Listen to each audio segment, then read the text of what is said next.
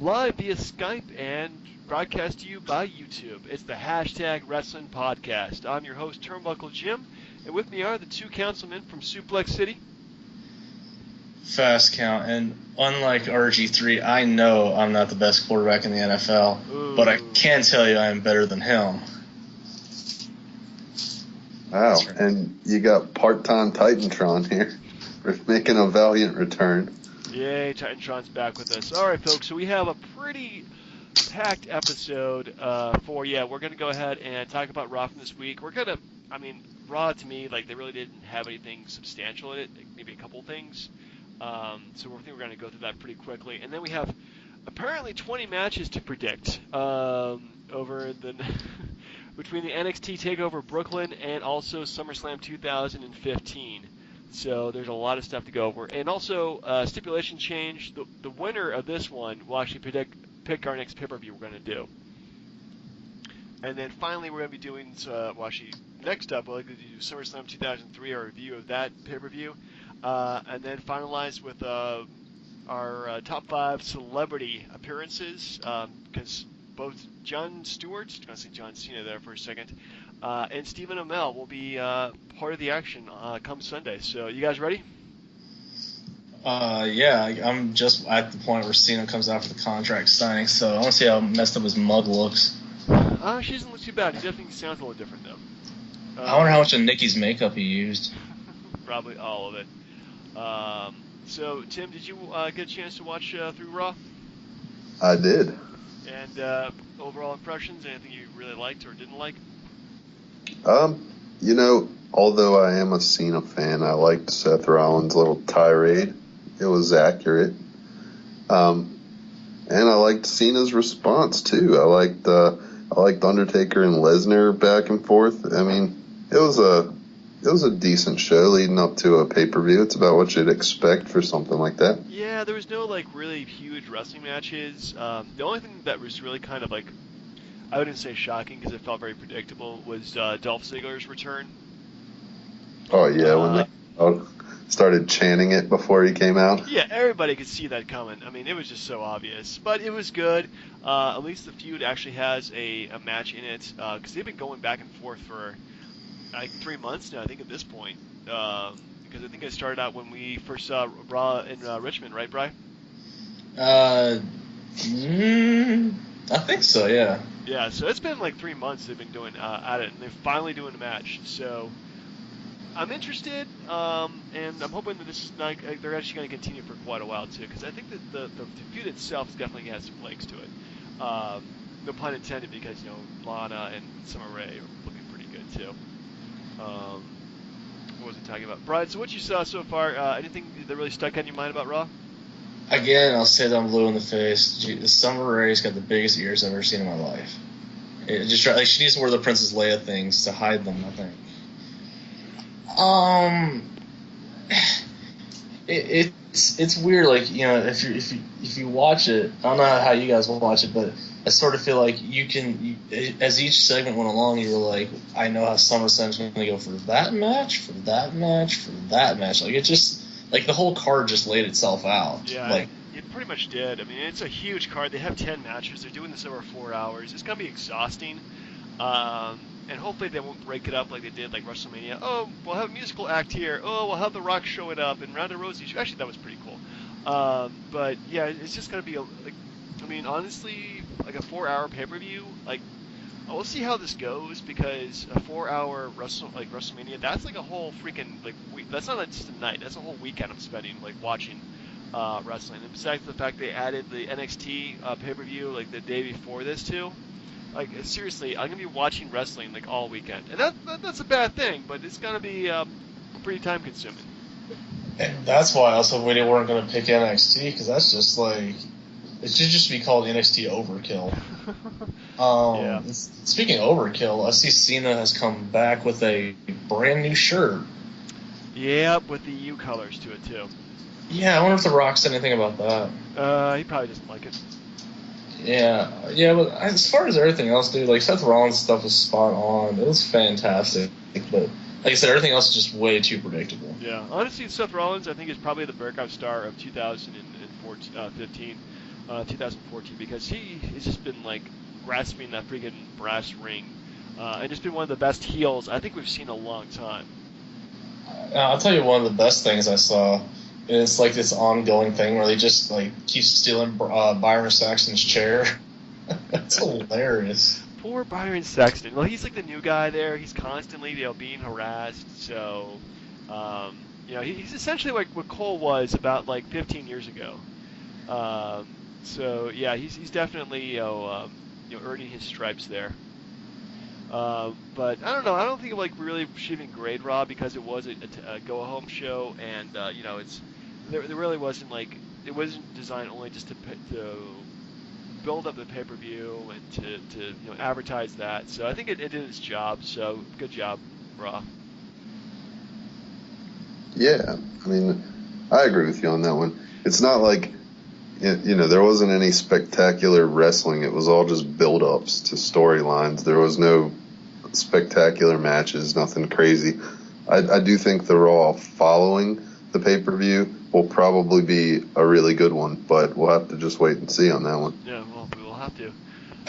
Hey, one other thing. What's the deal with this, like, as the Henry turns? Like, wasn't he like a bad guy, like, last week or the week before, and now he's coming out the U.S. flag and just gets his ass beat by Rusev? Like, what's up with that? I honestly have no clue, dude. It's a long and complicated story of people don't really give a shit backstage sometimes. That's just my opinion. Yeah, but it's like, do they not think that we remember that he jobbed out to Rusev last year? Like, come on. I don't know. Anyway, so you guys ready to do a little predicting for the next, oh my goodness, 2 pay-per-views we'll have to watch back-to-back? Sure, but what grade did you give Raw? I'm not even gonna grade Raw because I don't think it's really can grade it just as a TV show. I mean, I guess if I had for entertainment purposes, I would probably give it a B. It did exactly what it's supposed to do. Agreed. Yep, no arguments here. All right. So moving on, we have a shitload of matches just for NXT alone. I am a loyal NXT watcher for like the past, oh my goodness, year I think at this point. Have not regretted that at all. However, I don't think you guys are as well versed with NXT as I am. I don't see the point that like 90% of the roster is on Raw now. Well, they still have tons of talent too. I mean, a lot of these guys are crossover. Like Kevin Owens, Sasha Banks, Emma. Well, actually not Emma anymore. Becky Lynch, Charlotte. But they have tons of guys that haven't been on Raw yet. So I mean, there's still plenty of talent in NXT. They haven't moved up the roster yet. They're still waiting their call up.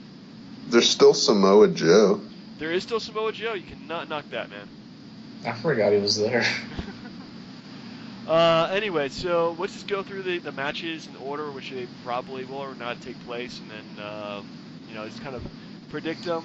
And again, the winner of this and the combined of this and also SummerSlam will get to choose the next pay-per-view that we're doing. So. Well, if I may, yeah. If there's that many matches, we should split it up between the 2 pay-per-views because that's just, I don't know, that's a lot to have, right. And to keep tally of. I mean, I don't know. Well, I mean, I'll keep tally of it. I mean, it's fine, so it's no big deal. All right, so let's do two side bets here. We'll do one for NXT Brooklyn, and we'll do another one for SummerSlam. I mean, it's up to Tim. No, I think that's good. How about this? The winner of NXT picks the next pay-per-view. Okay. The loser of SummerSlam, has to do some sort of punishment. Ooh, I have an even better idea. How about this? How about whoever wins NXT gets immunity from being in last place at SummerSlam, and it's down to the other 2, and then you duke it out for last place. I don't know. That's the whole thing at SummerSlam just becomes null and void for the other person. So. Well, it comes down to the last 2 people. It's like you don't want, you don't want the Sacco. If you ever watched the league, you don't want the Sacco. Yeah. It's basically you're competing for the Sacco. Well, I think how about this? Let's do one side back for NXT Brooklyn. They get to choose. You get to choose the next pay-per-view, and then for SummerSlam, we'll do like a punishment where the winner chooses something that the loser has to watch, whether it is Arrow, which I totally want you to watch, or it could be something wrestling related or not wrestling related. Sounds good? JCW. Yeah, the winner of SummerSlam gets to choose the loser of SummerSlam's fate. All right, sounds good. So let's just start off with Justin Liger versus Tyler Breeze. Who? Tyler Breeze, dude. No, the other guy. Oh, Justin Thunder Liger? He's been around for like 50,000 years. No, don't you mean Jushin? Oh, Jushin. Sorry, what was I Justin? Jushin Thunder Liger. Yeah, sorry. I don't know why. It's like, what's that thing where it's like you see words together and you automatically, or letters together, you automatically put in your mind that it's like some word that you know. Anyway, so Brian, who you got for this? Oh, I mean, Liger, because Breeze is the jobber on NXT. All right, Tim? Oh, yeah, I'm going old school with Jushin Thunder. All right, I've got Liger then. I'm actually going to go with Prince Pretty and choose Tyler Breeze. You set yourself for a deficit, sir. I don't care. Next up, we'll choose champions for a tag team championship match: Blake and Murphy versus the Vaudevillains. Tim, what do you got for this? Oh, man, I haven't been keeping up with the storyline. Last time I watched that, it was they were going against How You Doing. How you doing? So, Actually, what happened is the Vaudevillains came back, won the number one contendership. They had a championship match against them. They lost due to interference of Alexa Bliss, who is the hottest woman in wrestling. And so they got a rematch because William Regal decided it wouldn't be fair to give him a rematch against these guys.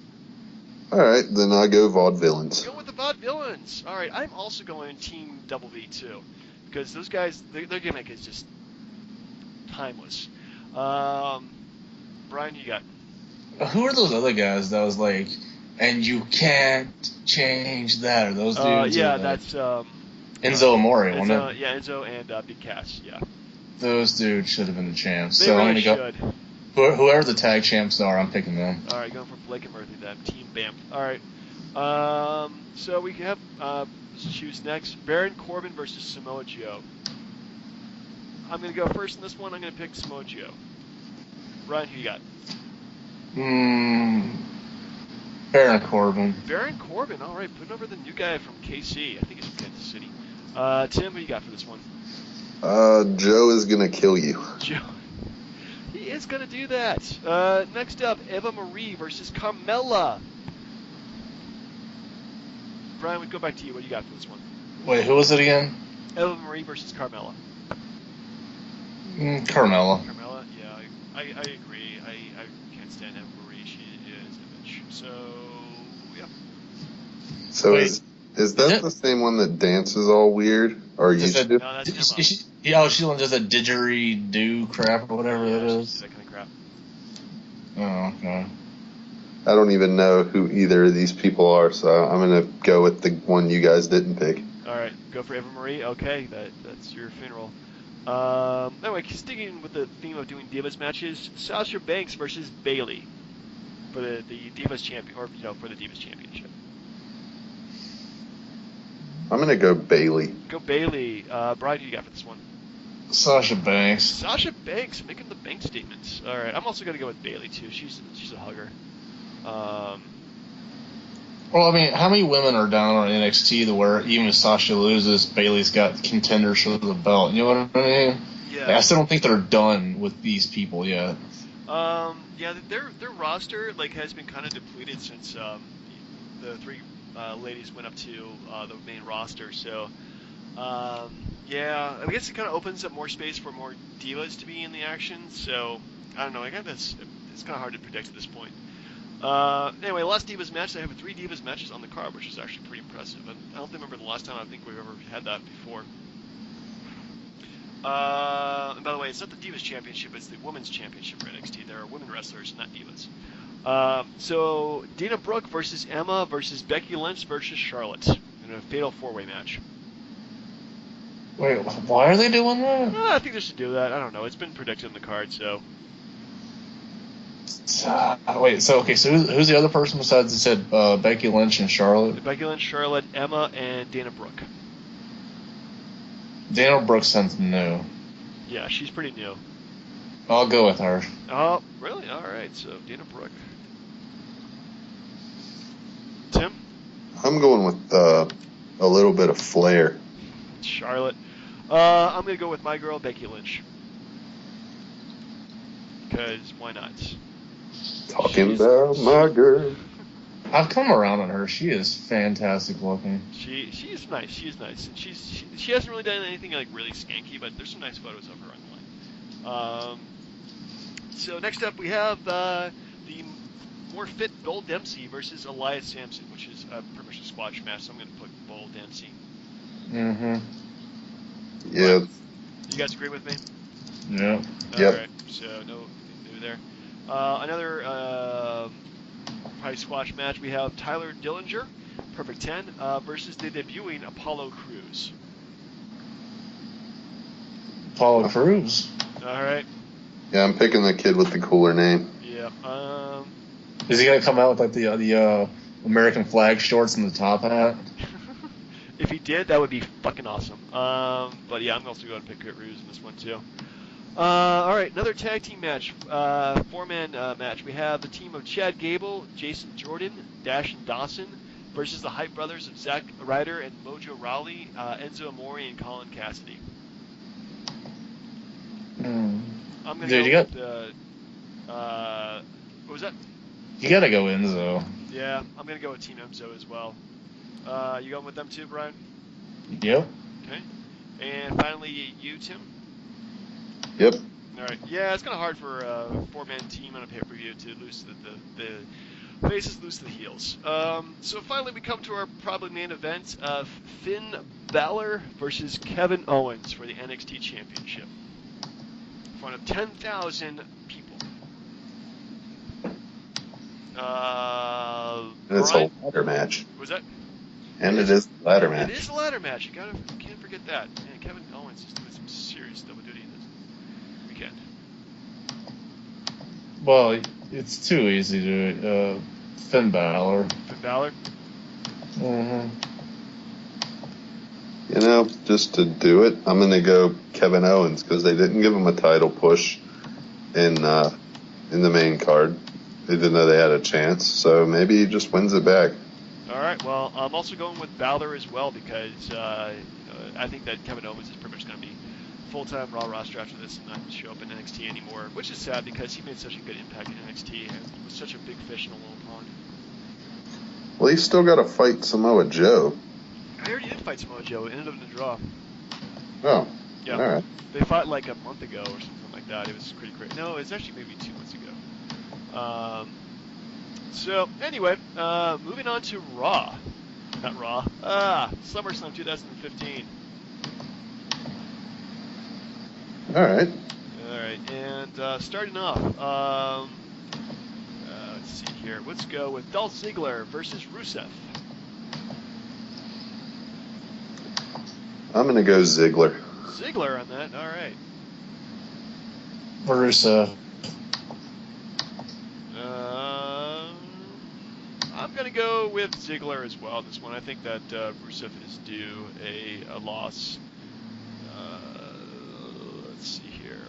Take on Rusev. All right. Next up, Team Bella. Actually, let's say the three-team Divas elimination match. But they just made it seem like it was an all Divas elimination match or something, didn't they? Yeah, it's all three teams versus each other for elimination. No, so it's not 12 against 12. No, it's like team of three versus team of three versus team of three. All right. Well, the Bellas win. Going for the Bellas. I'm gonna go with my team of PCB, aka the Submission Sorority. Yeah, my softcore porn sisters. Tim? I'm going same as you, man. I like that team. PCB, okay. God, you guys are suckers. I'm serious. Like, Yeah. and I'm gonna be eating those words. But it's like the Bellas have looked like crap for the last couple of weeks, so they have to win. You insist so. Next up, we have Kevin Owens versus Cesaro. Cesaro. I'm making your pizza. It's the Swiss style. I'm glad he can do that because he will not beat Kevin Owens. All right, going for Kevin Owens. I'm also going for Evan Owens as well. I'm pretty high on this guy. And he definitely deserves a pay-per-view win. So, Yeah, I gotta hedge my bets because if he doesn't win in NXT, he's gotta win there, so he's going there. Man, you're picking exactly what I'm picking, Tim. This is not fun. Hey, We're gonna be I like gotta neck and hedge my neck. bets. Unfortunately, we have 10 matches, so we gotta have some kind of opinion difference here. Okay, next up we'll have Team Stephen Amell and Neville versus the Cosmic Kings of Stardust and King Barrett, which is fucking awesome. We play tag team. I mean, it's just too much of a mark to say it. I'm gonna go with Stephen Amell and Neville. Well, yeah, I mean, what this feud's not continuing. I don't know, man. Stephen Amell is a huge wrestling fan. I don't see why he wouldn't. Yeah, but it's because it's SummerSlam. He's not going to show up for Night of Champions. I mean, we're good. It's a one-shot Johnny. They clean house. Yeah, he's not gonna lose. They don't invite a celebrity to let him lose, so he's winning. All right, so everybody's picking the same team. All right, well, that's originality there. Next up, we have the tag team, four-way tag team match for the WWE Tag Team titles. Prime 10 players versus the New Day versus Los Matadores versus the Lucha Dragons. New Day. New Day? It's kind of fun to say New Day. Tim? I'm gonna go Primetime to retain. Primetime players. Ah, man, I am just so torn in this one. I'm going to go off chance here, Lucha Dragons. All right. Big bet. That's a gamble there. It's a huge gamble, but they were NXT Tag Team Champions, and they might pan out well as Tag Team Champions in the WWE, so you never know. So next up, we'll have the match of Bray Wyatt, Luke Harper versus Dean Ambrose, and Roman Reigns. Who? Are you intentionally just have, or did you have a little sip before this show started? I'm doing both, actually. Daddy needs a little sip. Dude, the Wyatts are gonna win. And also on top of that, Dean Ambrose turns on Roman Reigns. Wow, that's a pretty big bet there. I'm actually going to go different. I'm going to say the team did Ambrose and Reigns wins. Yeah, I'm going with the Wyatts. I feel like there's going to be some sort of interference. If it's not Dean Ambrose, maybe Rowan comes back. Something crazy is going to happen. Well, if you look at it, just look at how Raw went, where Reigns beat Luke Harper, and then what happened the week before? Didn't Dean Ambrose beat Luke Harper? No, Luke Harper beat Dean Ambrose. But it's always the pay-per-view beforehand that you got to look at. Yeah. And all the stuff that Ambrose was talking about how they were brothers and all this other crap. I'm telling you, he turns on Reigns and they feud for a couple of months. All right. Well, next up we'll have the three-way match for the Intercontinental Championship: the Ryback versus Big Show versus The Miz. Tim, what do you got for this one? I'm gonna take Big Show. Really? Yeah. All right. I'm sticking with Ryback. And I'll take The Miz. Well, this is a three-way dance for both of us, and also the wrestlers as well. So Randy Orton versus Sheamus. I got Sheamus for this one. It's no contest. Sheamus. Last one, Tim. RKO out of nowhere. All right. And next up, oh my goodness, this is a long ass pay-per-view. This is going through the predictions. This is taking forever. John Cena versus Seth Rollins for the World Championship. Cena wins, and then Sheamus cashes in on him for just the WWE title, so Cena can still leave with the US title. Ooh. Wow, that would be one hell of a win. Tim, who you got for this one? I'm not getting all intricate into it, but I'm gonna go with Mr. Dun, dun, dun, dun. Okay. All right, I'll put you down for Sheamus. I'm going to put you down for Cena, then Sheamus. I'm going to go with Seth Rollins. I hope you're right. I hope I'm right too, because I think Rollins is not going to lose the title until like WrestleMania at the earliest. But think about it though. Like, okay, so again, Sheamus cashes in. He takes the world title. Cena's still after the U.S. title. They do like a triple threat the next month. Sheamus or Rollins walks away with the belt, and Cena still has the U.S. title to do his little U.S. Open crap. Could happen. It makes a lot of sense. Yeah, it does. So we come to our main event, the match too big for WrestleMania somehow. Brock Lesnar versus The Undertaker. What do you think, Jim? Ah, man, this is pretty much a 50-50. But, you know, I think The Undertaker's going to get his win back somehow. I think maybe Kane comes back and he's all, like, you know, back in the red and black, all demonic or some demonic. I think it's probably going to happen. I say Undertaker wins, but only because Sting helps him. Ooh, also another interesting twist. Brian, Tim, your last call. Jeez, I'd hate to make this a null and void match by picking the same guy. Yeah. I mean, it kind of feels, for all intents and purposes, like it's going that way. So I'd be a dummy not to. But let's go with the Beast Incarnate. All right. Well, it could happen too. But Just so to be different. Just a question though, like all the work they did to build Lesnar up, doesn't he lose it all by losing to the Taker? Depends how he loses it to him. You know, if it's a huge, just like major swerve, then no.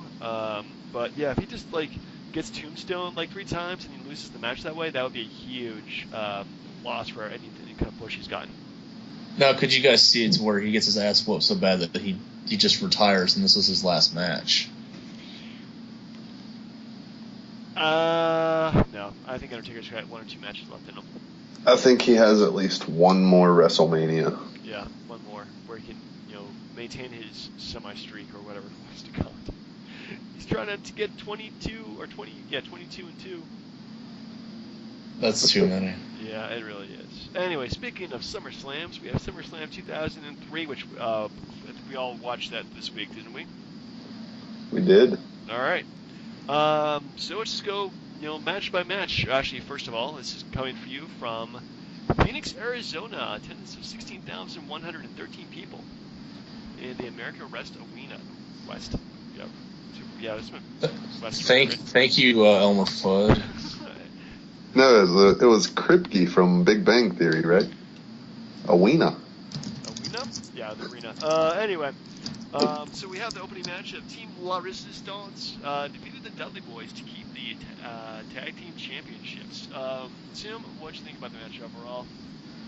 Oh man, I forgot La Resistance was a thing. Yeah, that was a bad thing too. Yeah, it was horrible, and the interference at the end was stupid. The Dudleys had a way better match. I thought it was going that way, and then I forgot. Oh yeah, these guys are dicks. So yeah, I wasn't too fond of this one, but overall wasn't bad. Just bad ending. Yeah, the ending just really pisses me off too. I really hated La Resistance and everything, like the whole political backdrop of them too. Like the whole remember like, oh my goodness, this is 12 years ago. And we're kind of talking about, well, I mean, it was the start of the Iraq War, and everything was just kind of going pretty screwed up there at this point. This is the summer afterwards, and like it was all jingoistic, and you know had the rah-rah American Dudley Boys versus La Resistance, and I don't know, just kind of hated the whole angle myself, to tell you the truth. But the match itself wasn't horrible. Yeah. Brian, anything to shed on this match? Just that fun fact. One of the members of La Resistance was the referee for Rock Hogan 2 earlier in the year. Ah. Fun fact. That's also, very fun fact. second fun fact, no one cares. No one No, dude, I didn't really think it was that bad. The only thing I hate is when they like rehash music. Like, because like La Resistance theme has been used on like 30 different pay-per-views before they even got their hands on it. Yeah. So They I'm had a like, very generic theme song, didn't they? I kept thinking they were going to come out to In Your House or something. That's just like how bad it was. But honestly, and again, I forgot the Dudleys were still there. Well, they reunited, I think, at this point because they broke them up the year before the end. Mm-hmm. Reverend Devon. Yeah, that was terrible. I hated that. But yeah, they were around for a few more years, I think, after this. We're completely gone with them. Next up, we have The Undertaker defeated A-Train with Sable. And this is like the whole biker Undertaker, which is a gimmick, which was a nice break to being the Dead Man, was still not my favorite incarnation of The Undertaker. Still two big hosses fighting it out. Not a bad match. Dude, like his badass gimmick was pretty good. I'm not gonna lie, like especially his match with Flair at Mania that one year. But dude, like honestly, this match was like, who gives a crap? Yeah, really. Like except for Sable looking hot, I didn't care. She definitely looked good. I can see why Brock Lesnar decided to go ahead and marry her. Yeah, I guess he was ready for the grind, you know. Forget it. Maybe he wanted to give her 5. Remember that? And Sable, give me 5. Yeah, I mean, as far as the match goes, like I know back in the day people were all cool with like George the Animal Steel with the hairy back, but I don't get. That's just disgusting. Like that's just not disgusting. Like, oh, I want to see this guy get his butt kicked. I'm like, I don't want to see him on TV ever. Yeah. A-Train was just disgusting. Yeah, it was kind of a disgusting gimmick, but the fact that he actually had a pretty crappy gimmick and then came back as another crappy gimmick, and is now like the head trainer for NXT. Go figure. I actually did like him in commentary in NXT. I thought it was pretty decent. But yeah, this I don't know. A-Train and Taz I think was probably the highlight of his career in terms of wrestling. Only because they were managed by the hot Trish Stratus. Oh, TNA. TNA. Ah, see. That was before Jeff Jarrett got a hold of it. That was true. Next up, we have Shane McMahon defeated Eric Bischoff in eventually what became a Falls Count Anywhere match, and pretty much one of the biggest, like, I don't know what's the word exactly, but it's definitely more sports entertainment than actually like professional wrestling at this point. Yeah, it is. Yeah. These guys are really. I mean, Shane McMahon. Okay, he's probably like my favorite like non-wrestler because you could go. At least do is like have a bunch of spot fests with wrestlers, but Eric Bischoff, you just really want to see this guy's getting his ass kicked like all the time. Well, okay, are we on the McMahon Bischoff match or no? Yeah, that's what we're talking about.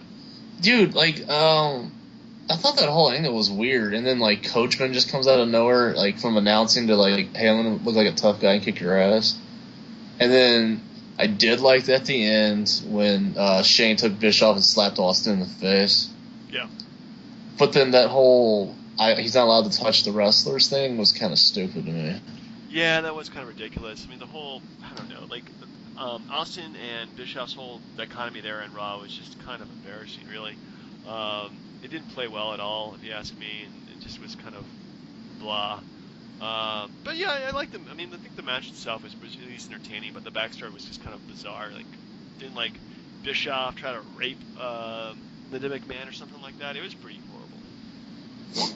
No, apparently he did over and over and over again. Thanks for that mental image there, Tim. Appreciate that. So next up we have the four-way match for the U.S. title. It's the Eddie Guerrero defeated Chris Benoit, Rhino, and Tajiri to win the match. Brian, you're pretty high on this match. Why don't you talk about it first? Yeah. Wait, are you talking about RVD and Kane? I'm sorry. I'm completely zoning out. You are completely zoning out in our commentary about this pay-per-view, which I believe All right. shows too. All right, I'm back. All right, what do we got? It's Eddie Guerrero defeated Chris Benoit, Rhino, and Tajiri. Oh yeah, because I know they just like the month prior they had brought back the U.S. title, and you can't go wrong with all four of those dudes. Like that was back when, that action was pretty spot on, and it was weird because at the time you didn't think that they were building up towards a Benoit title push, but they were. I just had no idea. But the match itself was damn entertaining, in my opinion. Agreed. I mean, it was definitely like all these guys like brought up the art game, and it wasn't very. The only thing I didn't like was the ending, which is kind of weird. Like Eddie Guerrero did like a frog splash to Rhino's back, and I was like, how could that really hurt Rhino? But okay, let's just go with it. It's wrestling logic. We'll just go with it. So, anything to comment about this, Tim? Just sad to see two guys that have passed on. Yeah, and not in good ways either. It's pretty. Those guys were. Man, talking about this match is half tragic, and that's no joke. I mention every single time we mention Eddie Guerrero or Chris Benoit. So next up we have, I think the match of the night, maybe match of the year. Kurt Angle defeated Brock Lesnar via submission. Yeah, it was weird. Like you kind of expected it after how the Mania match went. Yeah. Especially with Lesnar turning pretty much into a heel at that point. And Kurt Angle, I think he came back from the injury, so he was like the hugely over baby face at the point. Dude, it was fantastic. And then after that, if you remember, they had the Iron Man match on SmackDown for the title, which was fantastic as well. Yeah, it was. Oh my goodness, that was a crazy match. Didn't like Brock Lesnar hit him like 3 times with a chair or something like that, just to like knock him out and get like a bunch of pinfalls. Yeah. Yeah, it was just like that was brilliant. Oh man, I missed Paul Heyman's booking. That was so good. Such a good booking. So yeah. Anyway, so it's kind of hard to say like Kurt Angle like actually like realistically defeating Brock Lesnar, especially after Brock Lesnar's had the push he's had now. But man, he was a beast back in the day, Kurt Angle, and you really kind of I mean, there's one wrestler I do miss like going to a different company. It is Kurt Angle. Yeah, they should have held on to him for sure. But you know why they let him go? Like he was on some hardcore stuff on like when he was going out the door. Yeah, that was true. He had a bad substance abuse problem. So. And to be fair, he spent more time in TNA than he did in WWE.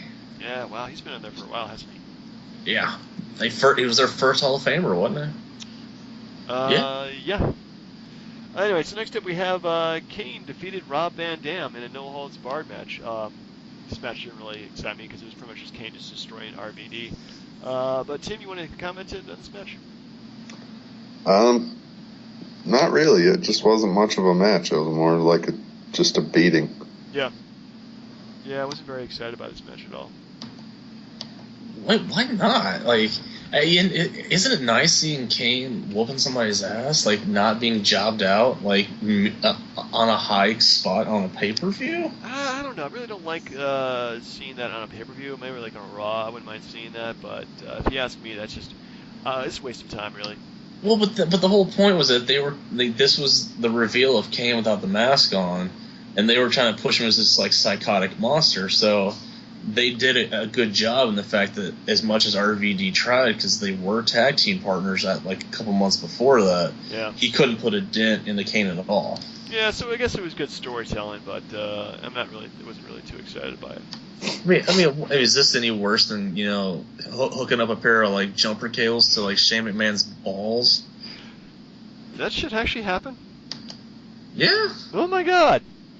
You don't remember that? I there are things I block out of my memory which WWE has done, and that's definitely it. And because it was right after he tombstoned Linda McMahon, and then Shane got all pissed off, and that set off that little thing. Oh man, goodness, they make me remember horrible things they did in wrestling. Katie Vick. Actually, before that, wasn't this? This is true. Yeah, man, they did some horrible stuff. Anyway, so next up to cap out the night, we have the Elimination Chamber match for the World Heavyweight Championship. Featuring Triple H, Goldberg, Chris Jericho, Randy Orton, Kevin Nash, and Shawn Michaels. Can you get more stacked than that? Sure. But can we make fun of Kevin Nash for his haircut? Oh my god, yeah, his haircut looked terrible. Did you actually watch The Punisher? Yeah, I know. That's why he was in it. Yeah, because he had this right shaved his head so he could be like the Russian, which was like probably the best scene of the entire movie. Was that fight? Oh man, you're hurting my feelings. To this day, that's one of my favorite comic book movies. Really? I don't know why. I just really love it. It's not a bad movie, but they changed too much stuff. Can we say that it's better? Can we at least say that it's better than Punisher Warzone? I never saw Punisher Warzone. Yeah, it's better. Is it better? But seriously, real quick, the whole point of having Travolta kill his entire family, spoiler alert, it's a damn good movie. Yeah. I don't know. I think Thomas Jane was a great Punisher, but the script was pretty weak, and they really should have said in New York as opposed to Tampa. But that's just my opinion of the movie. So, anyway, where were we? Oh yeah, so Elimination Chamber match. I gotta admit that I did like the match. I thought it was pretty intense. Goldberg looked strong, but then Triple H just came in with a sledgehammer, and then, oh my goodness, he wins the match. It was weird. Everyone was looking for Goldberg because they thought it was Goldberg's time to win the title, but they kept pushing it off because they wanted Triple H to get that extra heat, and then they pull this other Horseman crap. But it was good. It was weird seeing the whole thing with Randy Orton having to be like, do I help Triple H? Do I not help Triple H? That deal. Yeah. But I mean, the ending was kind of meh. Yeah, the ending is probably one of the worst endings I think I've ever seen in a while. Just really anticlimactic is probably the best way to describe that, if you ask me. Yeah, this match brought me back to a whole another level of pissed off. I was and still am to this day a big Goldberg fan. I wish he'd come back for one last match, which has been rumored, but who knows if it'll really ever happen. But yeah, they have him come out, pretty much eliminate everybody single-handedly except for Kevin Nash, I guess. I mean, granted, he had the help of a few jackknife power bombs before he came out, but he pretty much demolished everybody, shattered all the elimination chambers, kicked the hell out of everybody, and then to have it go down like that, they should have put the strap on him there. Why build him up so huge in the match just to take it away? I see, no clue. But yeah, really, really just a terrible, terrible ending for that match. But overall, Tim, what would you grade the pay-per-view? Just because if the endings were on point, I would have given this an A+, no doubt about it. Yeah. But I'm going to give it a B-. Ooh. For endings, because the endings of a lot of the matches were just subpar. Yeah, that is true, man. They were pretty crappy. Bri, what do you got? Give it a B- as well. B- as well. Okay. I'm gonna be a bit more generous. I'm gonna give it a B. I thought overall it was a decent show, and the endings were bad, but I mean they didn't take away from the matches. Well, they didn't take away too much from the matches, I should say. So, I'm gonna go with a B on this one. So anyway, we'll cap it off with our top 5 celebrity appearances of all time. I was actually going to think of doing these celebrity matches. I think we've already done celebrities at some point, didn't we, Brian? Yeah, but that's why I kind of forgot. Yeah, I was like, did we do the celebrities? But you know what? You can do a new list like all the time. So that's like half the fun of these lists. Yeah, we did. But actually, you know what? My list is completely different from before. So, because before my top 5 list was Hugh Jackman in 2014. With The Miz as the Magneto character. The Muppets, Ray Charles, Willie Nelson, and Pete Rose. So I have a mostly new list for this time. Wow, I forgot my list. Yeah, well, that's why I write all this stuff down, so that way I can archive it. And this, like, because we didn't do that like too long ago. I think it was probably before WrestleMania. Your guess is as good as mine. They all blend together. They are. These shows are blending together quite a bit. So, Tim, let's go with you. What was your number 5 best celebrity appearance? Only because I was at the Raw, I'm going to go with Grumpy Cat. Why not? Tim, you are now banned from the podcast for the next 5 weeks. That was an intentional faux pas. I said paw. I'll give you points for that only because he was voiced by Audrey Plaza. So, yeah, I'll give you that. And I was sitting in the crowd. I mean, it has sentimental value. You and your sentimental value. Brian, who you got for your number 5? I'm just saying, for a second, Audrey Plaza is smoking hot. That's just my own opinion. If you haven't seen Parks and Rec, watch it. I've been watching the hell out of Parks and Rec. Almost finished with it, actually. It's so good. It's a good show, yes. It's damn good. Yeah. No, I guess it can't get any worse than Grumpy Cat, right? No. Well, shoot. Okay. James Brown. James Brown coming out because of Arista Cat Miller. Oh my God, you and Arista Cat Miller. That is just horrible. All right, well, I'm going to go with somebody probably as notorious as James Brown. Pete Rose. Very My nice. number 5 goes down from 1 to number 5, only because actually feuded with Kane over multiple wrestling appearances. So I gotta give him credit for that. He actually, gave it his all. Yeah, he was there. He took multiple tombstones to the head. No, it's well deserved. Anyway, Tim, you're number 4 celebrity of all time. Let's take it back to old WCW when RoboCop came out and rescued Sting from the cage. RoboCop. Did you actually watch that live? Not like live, but you actually watched it on pay-per-view? I did. It was horrible, but why not? It's RoboCop. In confession time, I have never seen a single RoboCop movie. What the hell? Yeah, I'm serious. I've never seen RoboCop. The old ones or the new one. The old ones, the best were like the father from that '70s show, like is the total bad guy. Like, come on, it's so good. If you have a boring weekend, I'll go ahead and watch it if it's on Netflix too. Just don't expect good graphics, because if you watch it now, it's super cheesy. But back then, it was pretty top notch. I'm sure it was. So, Brian, what you got for your number 4? Wait, hold on, real quick. Isn't that like Liam Neeson as Darkman or something? Yeah, he was Darkman. Yeah, it's such crap. No, Jenna Jameson. Damn it! You stole my number 1. Oh wow, I was waiting on that one actually. I knew it was going to come out at some point with. Yeah, Jenna Jameson showing up in ECW. Only they could bring her into that organization. Holy crap!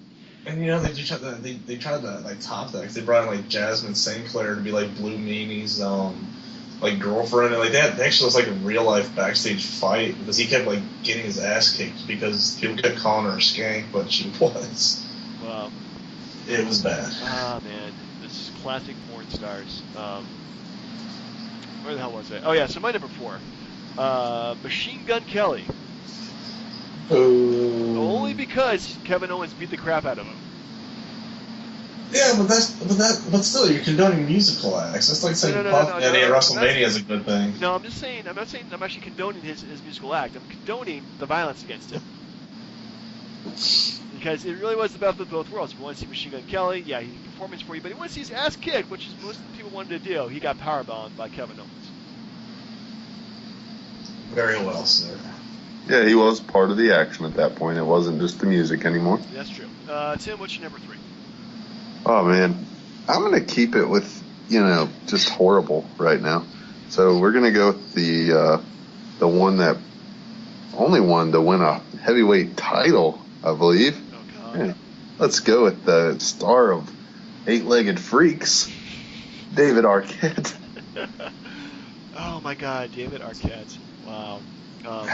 Do you know what is Ready to Rumble on Netflix? No, it's not. No. I don't even know who has the rights for Ready to Rumble anymore. Probably it's like, goodness, man, 2000 really was a deathbed bell for WCW, and I think that's pretty much like one of the biggest nails in the coffin for WCW was him winning the title. Ready to Rumble was so funny though, but they shouldn't have crossed it over into the real wrestling world. But it was a good movie. It was funny. Tim, you are really easy to please, aren't you? Yeah, no, I loved it actually. Well, Brian, what's your number 3? Oh God, this is giving me a headache from hell. Like trying to think of like to top that, make it like even worse. Wow. I mean, crap, you really can't top that unless you want to go like, I'm gonna keep it. I'm gonna keep it nice, keep it regular. I'm gonna go with Evander Holyfield. When the hell did he show up? He came on a Saturday night's main event, and he, if I'm not mistaken, he like knocked out MVP because he was having a feud with Matt Hardy at the time. Oh wow, that does sound pretty horrible. But I think I completely missed it. Yeah, it's actually pretty good. Check it out sometime. So my number 3 is also another boxer too. Only because he gave a lot of heat to WrestleMania and helped promote the event, and it really helped trigger the Attitude Era. And that's going to go with the baddest man on the planet, Mike Tyson. That's a good choice. Yeah, I mean, I thought his appearance as a ring enforcer at WrestleMania was perfect. He really didn't have to do much, and he just kind of showed up and gave lots of buzz for his appearance. And he actually genuinely looked like he was having fun hanging out with those guys. Oh yeah. Well, he's not eating Evander Holyfield, but still. I'm gonna eat your children. This is ludicrous. Anyway, so should we move to you're number 2. number 2? Yeah. Drop the deuce, sir. Drop it. I'll stick with the boxing theme like you guys, because you remember when WWE had those string of like boxing matches, and you had, I think Bradshaw was in on it. Yeah, Bruce Brawl for all, and yeah, lots of you guys were actually in them. But Bradshaw, I can't remember if he did well or not, but the ultimate winner was Bart Gunn. Yeah, and if I'm not mistaken, which I may be because it's been a while, but wasn't Butterbean there? Butterbean showed up for WrestleMania 15. 15, yeah. Knocked him out in like 30 seconds. Kicked that crap out of him, which was really hilarious. There's like 10 minutes of build-up for it, and people were talking about like Bart Gunn winning the match in like 3 rounds or something like that, and he just gets his ass kicked like really quick. It's embarrassing. Oh yeah, Butterbean, tough man. Anyway, so you're number 2, sir. I feel like I can't. I don't want to say anything bad about my number 2 because, I gotta like talk to my mom or something. Mr. T. Wow. I mean, come on, dude. He was in the first Mania. He was at the second Mania in the boxing match with Piper, staying on the same theme. And he set the record for most times mentioning his mom in a Hall of Fame speech. So you missed his mom quite a bit. Mother's Day, Father's Day, Arbor Day. Anyway, so my number 2, celebrity appearance. I'm gonna go with Dennis Rodman in WCW, hanging out with the NWO, but only his first appearance. His second appearance was quite embarrassing. What do you mean his second appearance? Like, remember his match with him and Hogan versus DDP and Malone? Oh yeah, I thought you were talking about his match. Was it Road Wild '99 with Savage? Did he do another match? Yeah. Holy crap! We gotta watch the trilogy of matches then. But yeah, I mean, it definitely brought a lot of interest into WCW, and it helped spike up their buy rate for the pay-per-view. So I mean, granted, it's celebrity boxer, or all. Oh my goodness, I can't think right now. But yeah, I mean, I thought it was, it brought a lot of interest and a lot of buzz, even though the actual product was kind of crappy. But that's professional wrestling for you. I think, and I shared this video on the Facebook group page we had, but like the NWO entrance where like Hogan and Rodman came out and they were in Chicago, and Michael Buffer was saying let's get ready to rumble for some stupid reason, and they had pyro and all that over exaggerated crap. Yeah. That was how over they were at the time. Rodman was insanely over. Yeah, he was huge, and now he's going to play basketball in North Korea. Go figure. So anyway, Tim, what's your number 1? I'm going to go with the more recent and not horrible pick, since most of my other ones weren't that great. I'm going to go with Ronda Rousey. Ronda Rousey, good choice, good choice. Very topical, and yeah, you probably would last 34 seconds with her.